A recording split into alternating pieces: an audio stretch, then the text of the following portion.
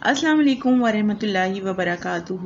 اردو قواعد میں آج ہمارا موضوع ہے تیز تعداد الفاظ۔ تو آپ سب لوگ میرے ساتھ رہیے گا۔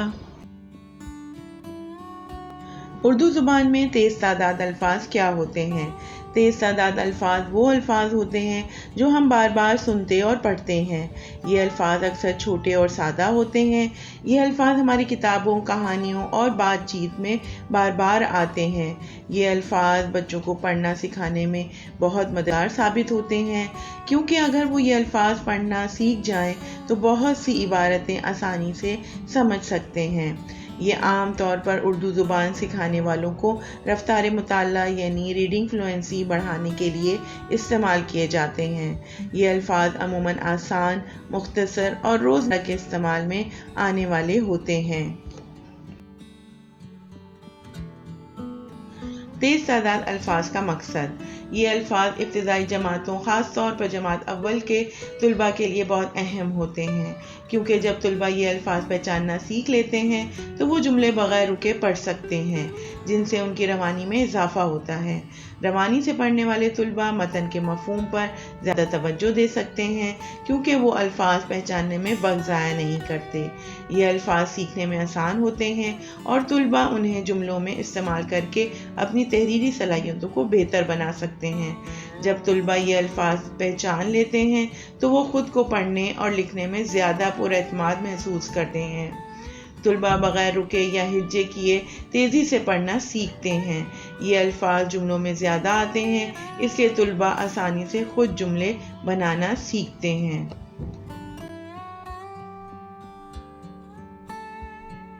تو آئیے تیز تعداد الفاظ اور ان کا جملوں میں استعمال سیکھتے ہیں۔ سب سے پہلے ہے میں اچھا بچہ ہوں۔ تم کون ہو؟ ہم اسکول جا رہے ہیں۔ کل بارش ہوگی۔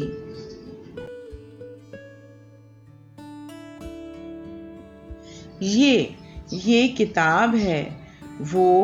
وہ جہاز ہے میرا بستہ کالا ہے، اور میں نے سیب اور کیلا کھایا۔ علی بازار سے کتاب لایا۔ ندا نے سیب کھایا۔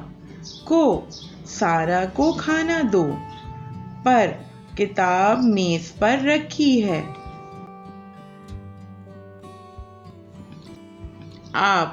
آپ بہت اچھے دوست ہیں۔ یہ علی کا بستہ ہے۔ یہ ندا کی کتاب ہے۔ بچوں کے کھلونے خوبصورت ہیں۔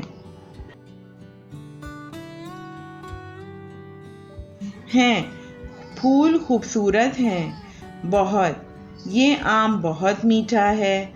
جب میں باغ جاتا ہوں تو خوش ہوتا ہوں۔ اگر تم محنت کرو گے تو کامیاب ہوگے۔ مجھے امید ہے آپ کو تیز تعداد الفاظ کی پہچان اور ان کو جملوں میں استعمال کرنا آ گیا ہوگا۔ یہاں پر تیز تعداد الفاظ کی فہرست دی گئی ہے۔ لسٹ کے مطابق تیز تعداد الفاظ لکھنے اور پڑھنے کی مشق کیجیے۔ یہ الفاظ بچوں کو پڑھنے اور لکھنے میں روانی لانے میں مدد دیتے ہیں۔ اگلے سبق تک کے لیے مجھے اجازت دیجیے۔ اللہ حافظ۔